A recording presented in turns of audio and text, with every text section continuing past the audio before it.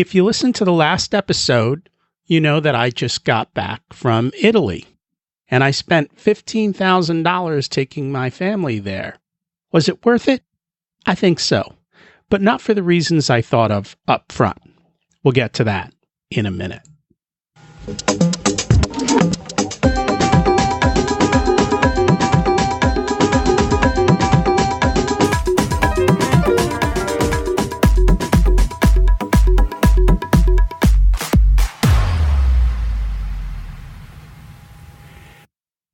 Welcome to Richer Soul, your journey to a more purposeful, intentional, amazing life. Where are you going to go, and how are you going to get there? Let's figure that out together. At the core is the financial well-being to be able to do what you want, when you want, how you want. It's about personal freedom and abundance. Please do check out the Facebook page. It's facebook.com/richersoul. That's where I share interesting articles that I've read.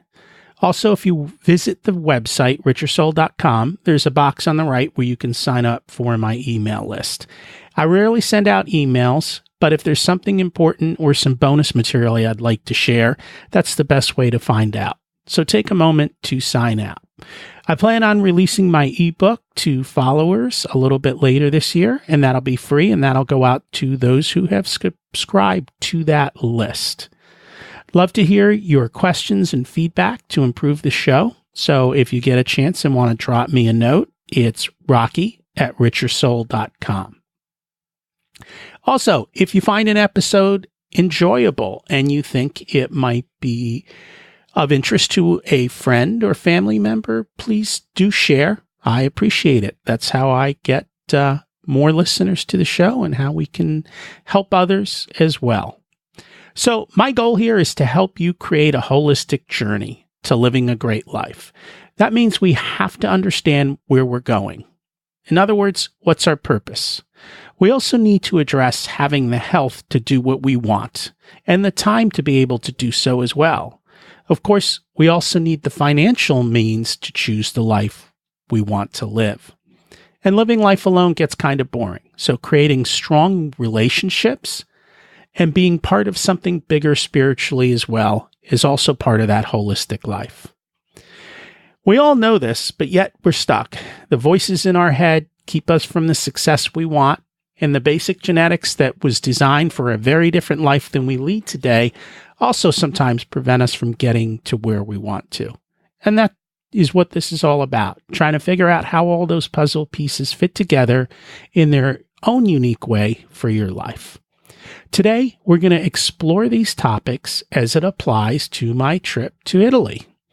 And we recently just got back. It was 17 days in total. And 17 days is something we've actually thought about. I've been on vacations that are 7 days long, and they just don't go well. Basically, by the time you get there, it seems like it's almost time to leave before you blink an eye, and you spend your last day preparing to leave and then another day to travel, and you hardly get anything done. And so we have found that we prefer to take 14-day vacations. And we've gone further. We've done 21-day vacations, and we find for us that about day 17, 18, we're just ready to come home. It becomes a bit tiring, and the vacation turns into work. So when we go abroad, we'll add a couple extra days, and that's usually because going abroad requires a lot longer of a travel. And so we make it up by kind of adding on to our travel days. So as I said in the intro, I think we spent almost $15,000 on this vacation. That was not my original budget. I think my original budget was to be closer to $10,000. Clearly, we went way over, and that happens. This was a trip that I really wanted to take, and I've wanted to take it for years. And we were supposed to go last year, and unfortunately, as we talk about, life kind of gets in the way, and nobody sat down and planned anything out. And since nobody planned, it turned out that it just didn't happen. And Italy's a little different, I think, because there are so many places to see and so much to do that you have to first figure out what it is you want. Again, it's like figuring out your purpose. And for me, we wanted to see history, and I knew that I definitely wanted to go to Rome and to the Vatican. But what really intrigued me were all those stories of the fabulous food and also just the leisurely pace of Italy, where people just kind of sit down and relax, and the old men play chess in the square for hours, and you can sit and have a 3 or 4 hour meal where the food just keeps coming and coming. And so that was something that I wanted to experience. And last year, we finally sat down, we started talking to people and figuring out what parts of Italy we wanted to go see. And the ones that came up at the top of our list were the Amalfi Coast, Rome, because we wanted to see the Vatican, and then we also picked Florence and Venice. They seemed to be a little bit smaller cities that offered a wide variety of things that you could experience and enjoy. And I think I booked my tickets. That was the first thing I did. And we did that quite a while ago. By booking the tickets, it kind of set the line in the sand of, hey, we booked tickets. Now we have to figure out everything else that we want to do. And in booking the tickets, we figured out a starting point and an ending point. I didn't want to waste travel days crisscrossing the country going back to an airport. So we actually planned out the entire route to start in the Amalfi Coast and then follow our journey going in a linear line and then ending up in Venice. And then we flew back out from Venice. So we didn't have to waste time going back and forth, which was very important to me. Cost-wise, the airfare was about $4,000. Had we been more flexible in our timing, I am guessing we could have probably saved a little bit money on airfare.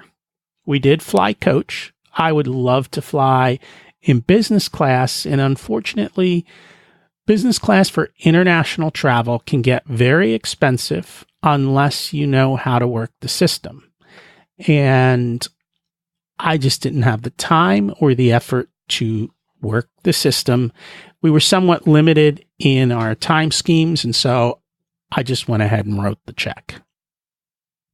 I think we also spent about $4,000 on lodging, and we could have made a lot of different choices here. I prefer when we travel that we stay in larger places. So rather than staying in a hotel, I would rather stay in a 2-bedroom apartment or a timeshare. And more often than not, when we travel, I stay in timeshares because I can usually find a timeshare for rent. And I want to make this point, for rent, because I would never buy one. They're horribly depreciating assets. But you can rent timeshares in these amazing locations, and you get to stay somewhere for a week for relatively low cost. Most of the timeshares I rent are around $1,000. If you're in a higher price city, maybe $1,200 or $1,300. The thing with timeshares, though, is you do have to plan way in advance. Unfortunately for Italy, there are not a lot of timeshares. So one of the disadvantages to timeshares is that they are only located in certain parts of the world.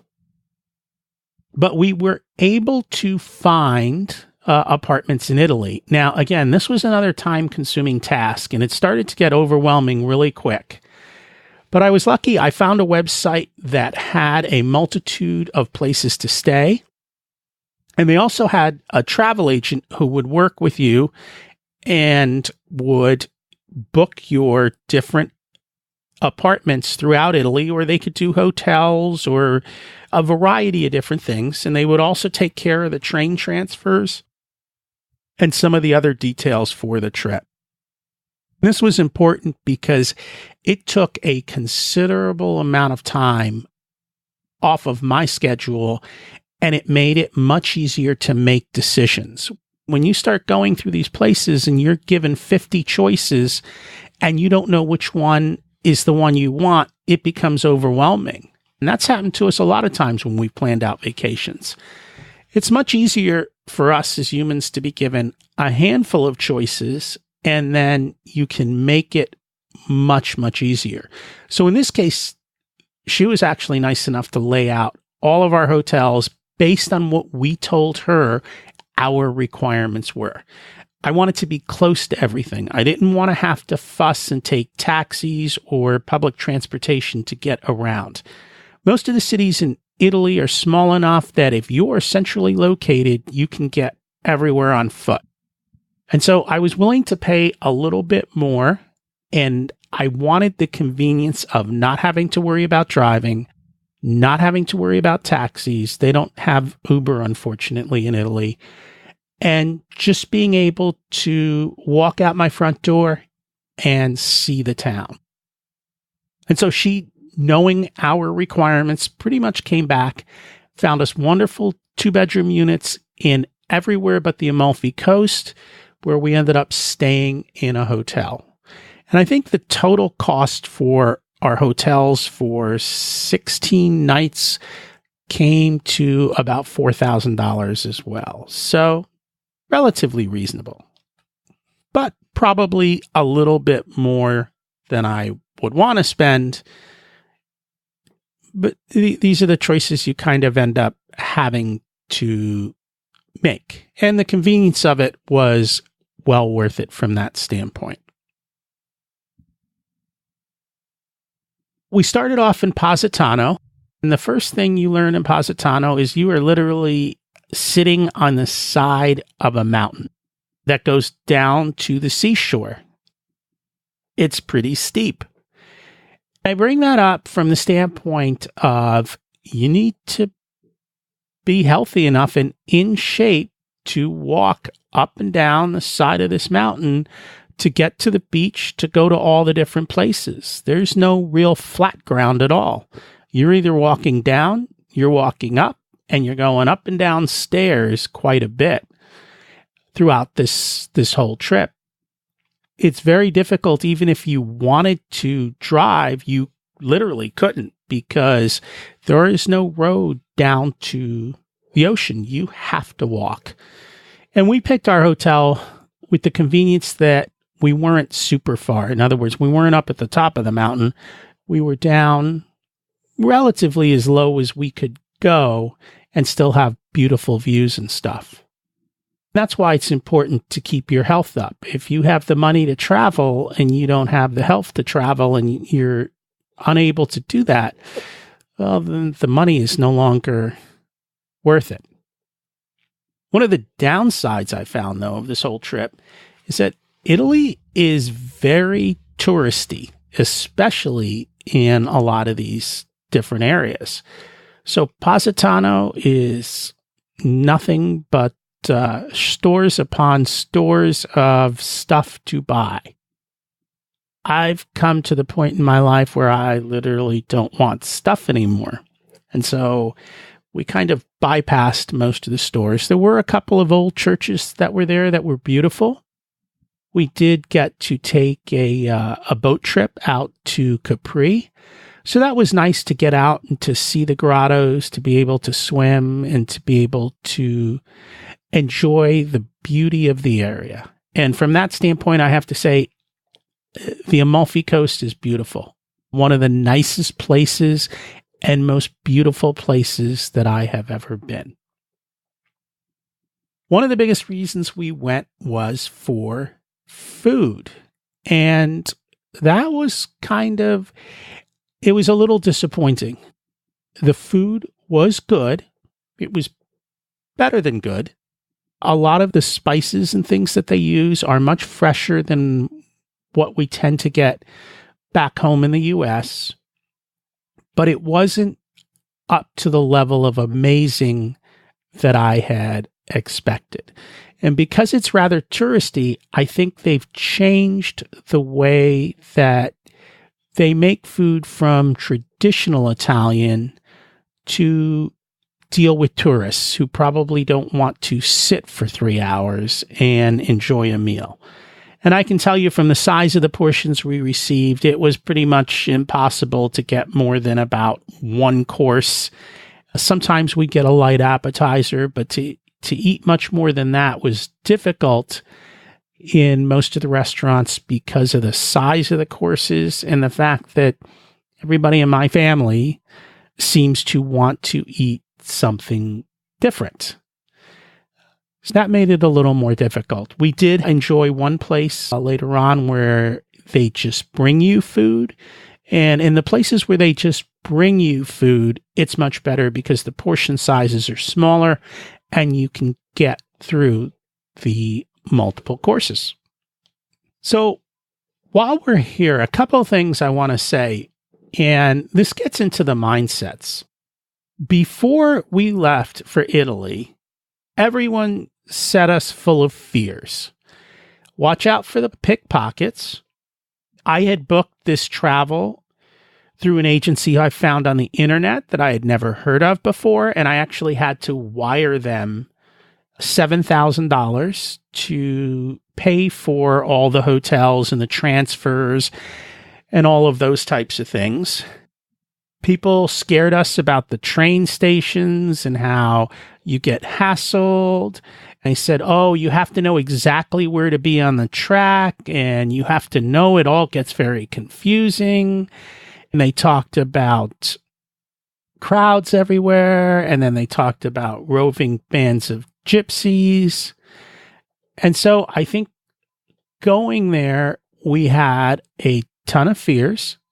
We made sure to pack and plan so that we could overcome as many of these fears as possible.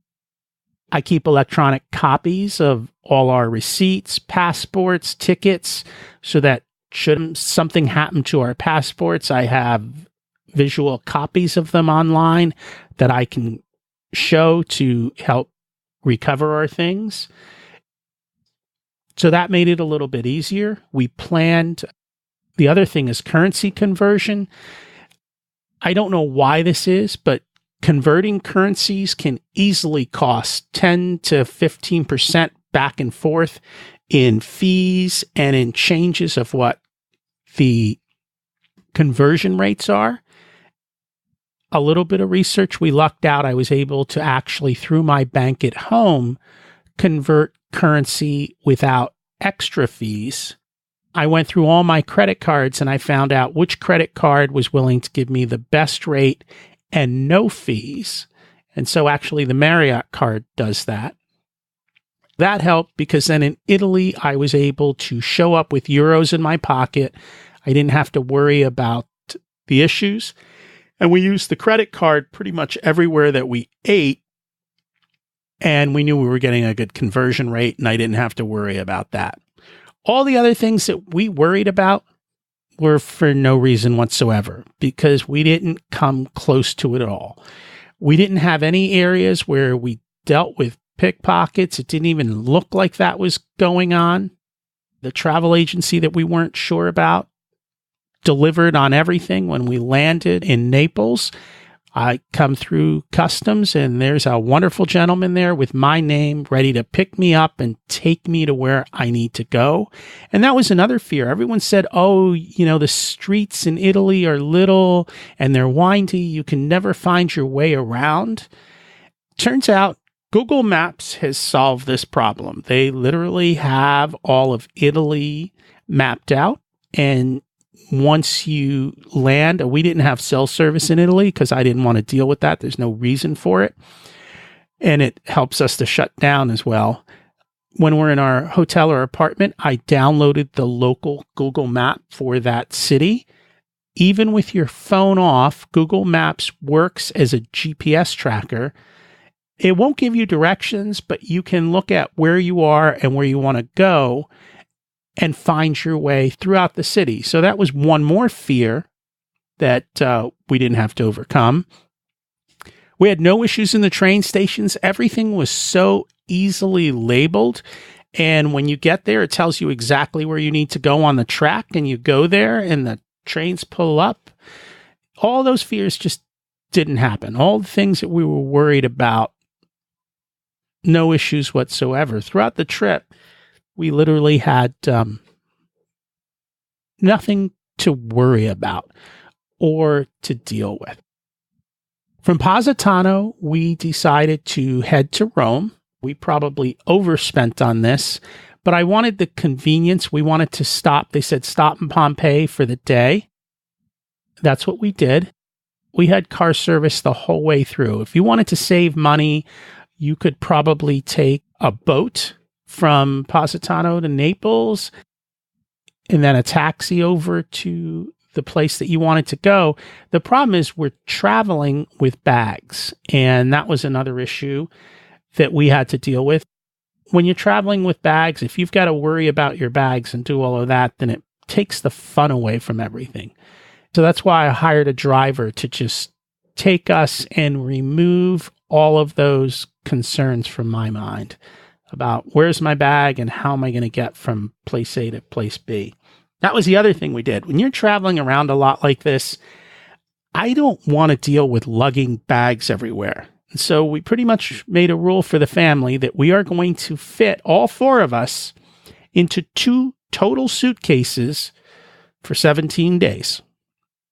You just figure out how to pack light, just take what you need. The nice thing about staying in apartments is they all have washers. We thought washers and dryers, but in Italy, they don't have many dryers, but they all have wonderful things to hang your clothes and let them dry. Yes, we did wash on vacation, but honestly, you come back at night, you throw it in the machine, you take it out, you hang it up. The next day, it's done. And we have clothes that don't wrinkle, so nobody's ironing. We take stuff that's easy to take care of and doesn't require a lot of effort. Pompeii was wonderful. We got to see what life was like over 1,000 years ago.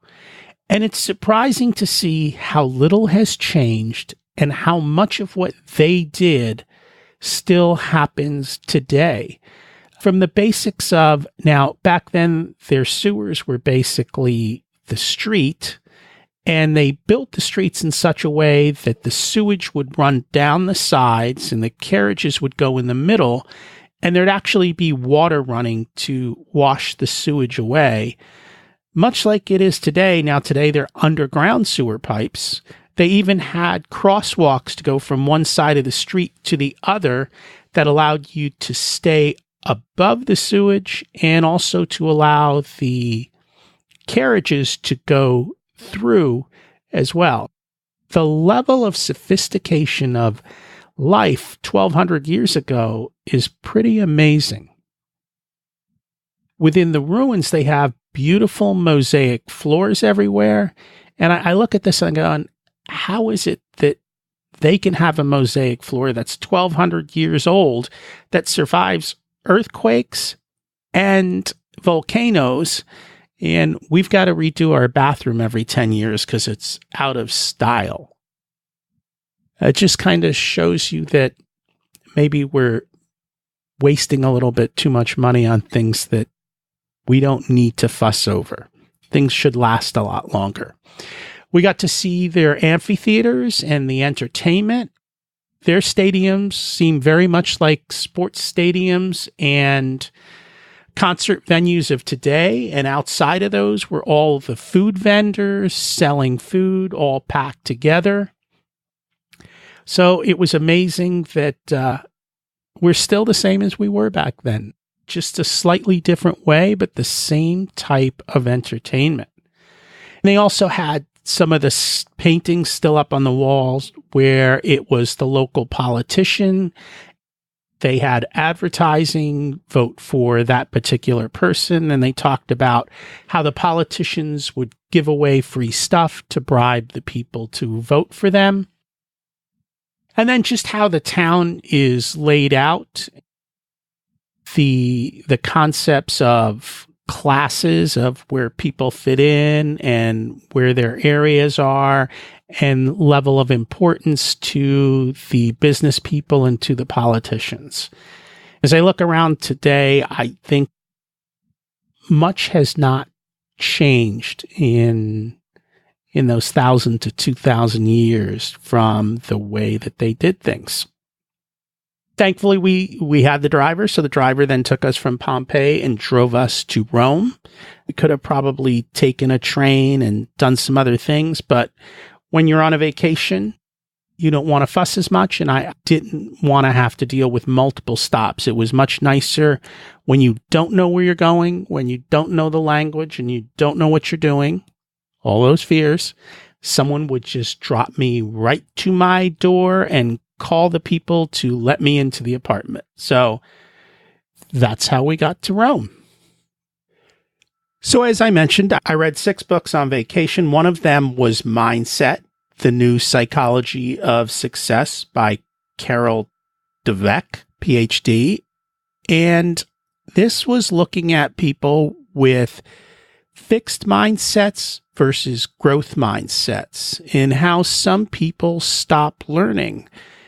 And there's a little bit of historical context as how societal hierarchy and social classes and corporate structures lead to a fixed mindset mentality.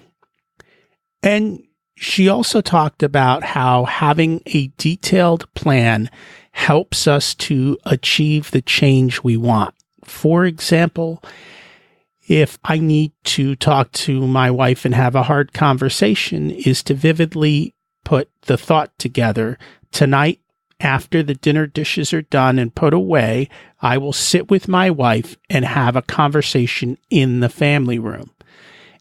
So here we have vivid detail of how, when, and where I'm going to make a change in habits or life or in accomplishing what it is that I want to do.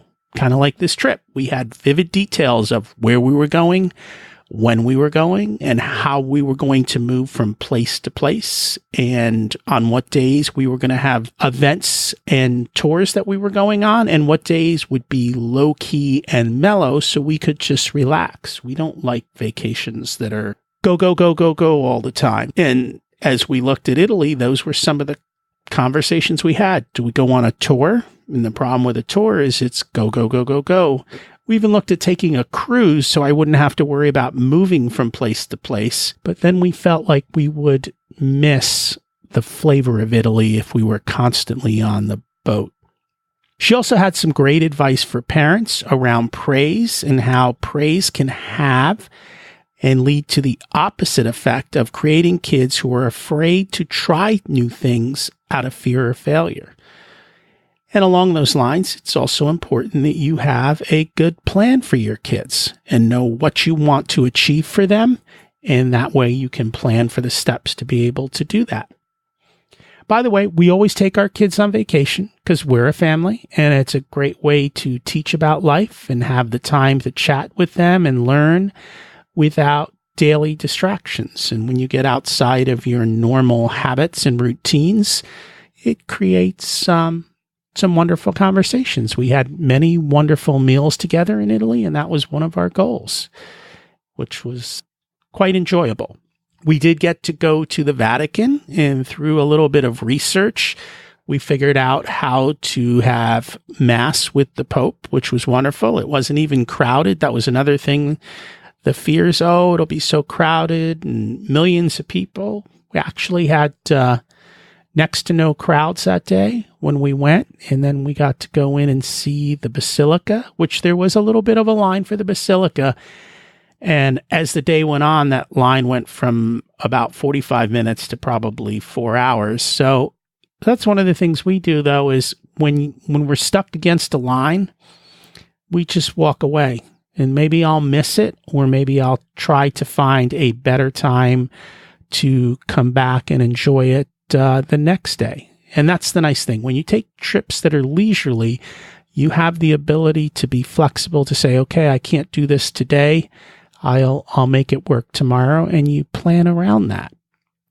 And the basilica and the museums there are just unbelievable.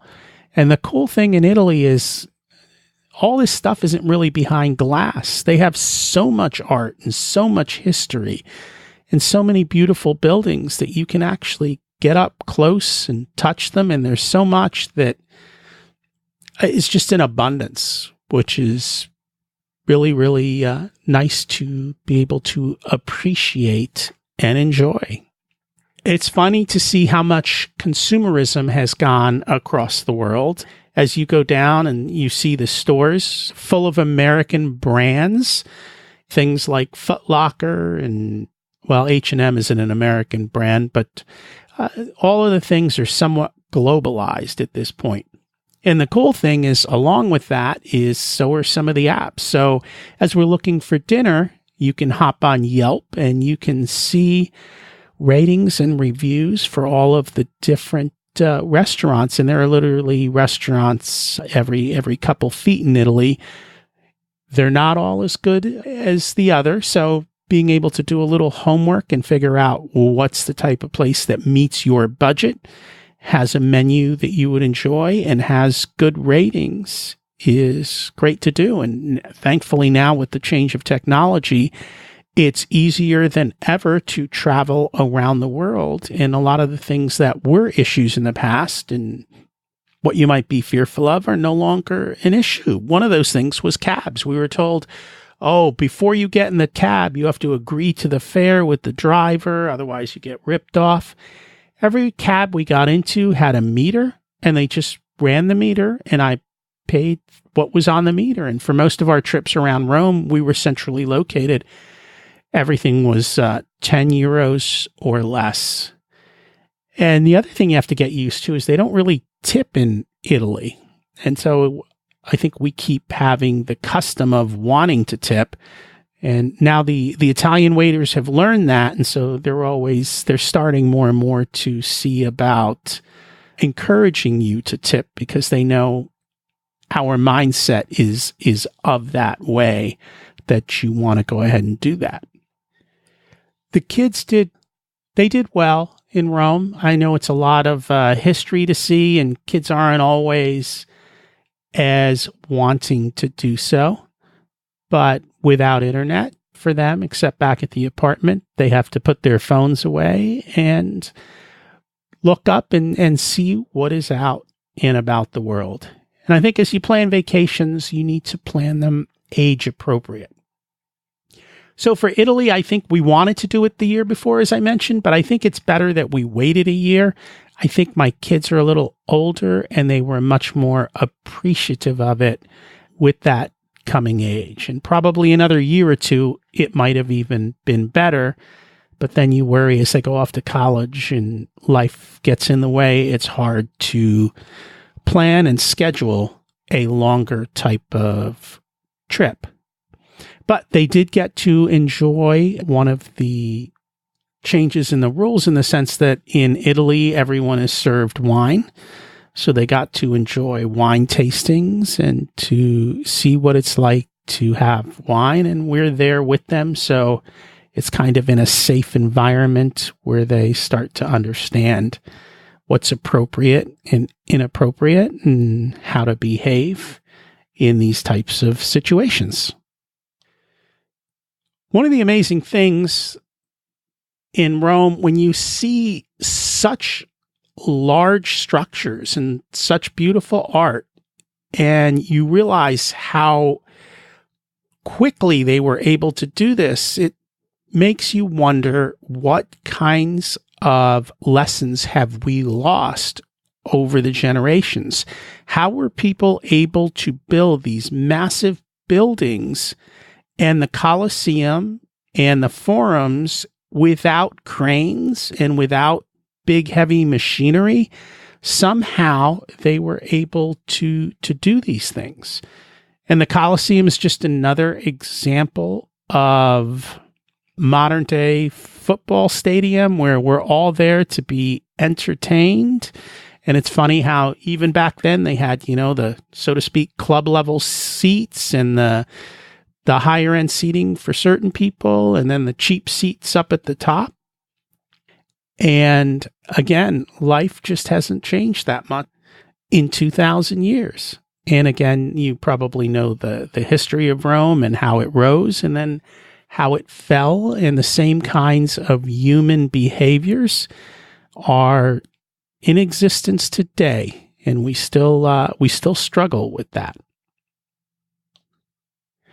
After Rome, we were off to Florence, and my kids enjoyed Florence. They considered it a little bit more of a hipster city. I looked at getting one of those passes to go to, it allowed you to go to all the museums you wanted to, and we were only going to be there for about 4 days. And I skipped the pass.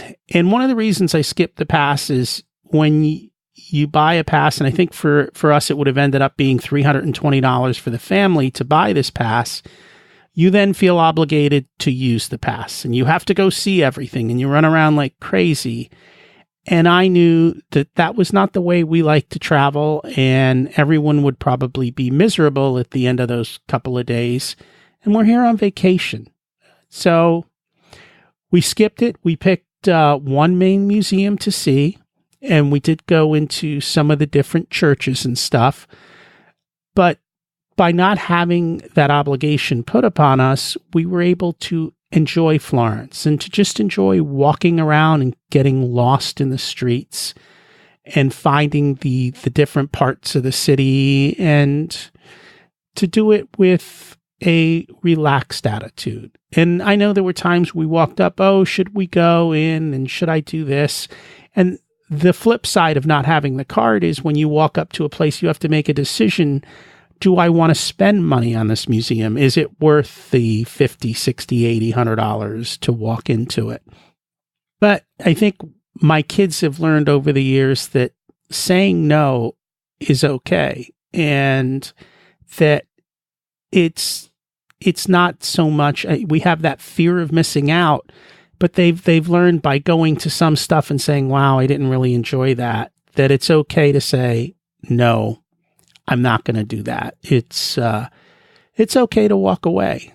And the funny thing is, and that's one of the other pet peeves I had throughout Italy, everyone's on their phone. They're taking pictures and videos of themselves in front of everything.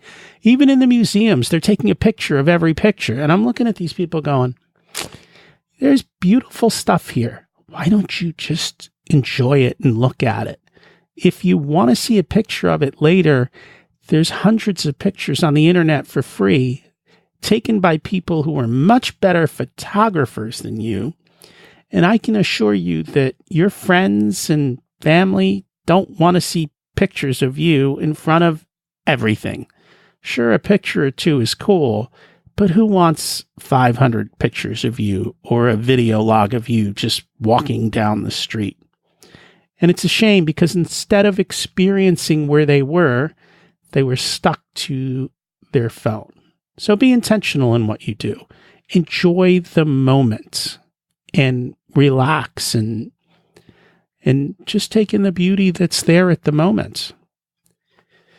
Our last city we traveled to was Venice, and Venice is super touristy, right down to the gondola rides. It's all a flat price, and part of the problem with having a flat price and a flat deal is, in a sense, the gondola drivers don't have to compete. So most of them are not singing wonderful Italian songs to you. It's almost like there's a traffic jam of tourist gondolas going down the canal, one right after the other. It's quite hilarious. Yes, we did go on the gondola ride. It was what my wife wanted. And sometimes you learn in life to just say yes to your wife and do what she wants and pay the 80 euros for the gondola ride. We did that quite a bit. I think on this trip, we paid a lot for comfort and convenience. I think part of spending the money for me was just that I didn't know how to get around. We had bags to carry. I just didn't want to deal with the mental hassles of doing all of that, dealing with wife and kids and dragging ourselves over uneven streets and up and down things with heavy loads and having to fuss over it.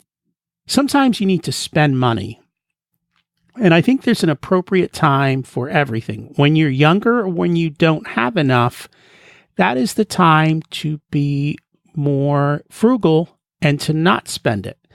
But as you achieve financial abundance and you have the ability and the money to do it, I think it's important to change that mindset and to say, yes, I am going to spend my money. I am going to enjoy it. A lot of people don't do this. I think there's a lot of people who are a little bit later in life who have saved up millions of dollars and struggle with spending those millions of dollars. And I think it comes down to mindsets. I think it depends on how your money is invested. For example, if I have $2.5 million in the stock market, and every year, if I want to take a safe withdrawal rate of 4%, that means I can withdraw about $100,000 a year. Historically, that type of a withdrawal rate would allow you to keep your money in perpetuity to last forever. I don't know if going forward we'll have the same luck as we have in the past, but people who are in that situation, who are sitting at $2.5 million in an investment account, struggle to withdraw $100,000 from it, especially in a down market. And so they tend to hold on to the money out of fear. Oh, what if the market goes down? What if I don't have enough? Whereas if I have that same $2 million and it's invested in real estate and it pays out $150,000 a year in rents, and I've got $50,000 in expenses on those rents, and I end up with $100,000 net profit on my real estate, I don't have any trouble spending that money. Most people don't, because it's cash flow. So when we have to remove money from a set base of money that we have when we're not earning more except for market returns, versus when we're getting money in cash flow, our mindsets about spending change dramatically. I think you need to be aware of that and understand that there is a time to save, there is a time to be frugal, there is a time to spend, and there's a time to be lavish, as long as you can afford it. You're not going into debt. I would never go into debt for a trip like this, because I would hate to come back from a trip of a lifetime to face a massive bill that takes me years to pay off. It's just not worth it. We could have taken this same trip for a fraction of the money if we had been flexible, if we had decided to stay different ways and do things differently. So you still can do things. You just have to figure out how to do them within a budget that's appropriate and to spend your money in a way that brings you happiness, but not in a way that is wasteful. This trip and this story kind of gives you some of the things that you have to face. And again, Venice was a wonderful city to walk around in. And again, because we had the Google Maps, I didn't have to worry about getting lost, which I tell you, without Google Maps, we would have been lost very quickly. Those alleys and those back alleys and those little bridges over the canals just go in all different directions. But thankfully, with the technology we have today, you can travel across the world and go to countries there where they don't speak English and still find your way around and enjoy new culture. One of the things I think that surprised me most about Italy was the amount of tourists. It's extremely touristy, and there are tourists everywhere. I think it is because for many of us, Italy is one of those bucket list destinations that has a lot of allure about how wonderful it is. I will say that it is beautiful. It is a wonderful place of history. I just don't like the tourist stuff as much as the rest of it. But you have to learn to take the good and the bad. If I go back to Italy again, I think I would prefer to go to a smaller cities or smaller areas in Italy. But that's also a struggle, because if you're going somewhere where there's not much to do, is it worth it to travel that far across the world just to sit and watch the beautiful landscape. There's probably other areas that I could do that for less money and accomplish the same relaxation and the same types of things and the same beautiful waters in other parts of the world. So I guess these are all things that you have to work through on your journey and figure out what it is that is most important to you.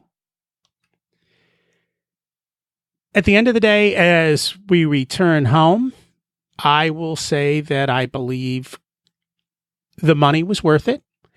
I had a bucket list trip that I wanted to take, and I did it. It didn't meet all the expectations that I had, but had I never done it, I wouldn't know that. And so that's an important thing, that sometimes you have to do it just so that you are not left wondering in life, I should have gone to Italy, I should have done this. That's no longer a question in my mind because I've done it. I've checked it off, and now I can decide on what is next. It was wonderful to see the history, to see how we as humans have not changed much, how much humans could do in the past that for some reason we no longer seem to be able to do anymore because we are so specialized and so expecting of things to make our life easier, like trains and steel girders, that somehow they built and engineered entire towns and cities without. How entertainment, the venue may change, but the mindsets behind the entertainment and the human emotions are pretty much the same. We're still cheering for modern day sports versus Roman gladiator fights, but people are still very much the same.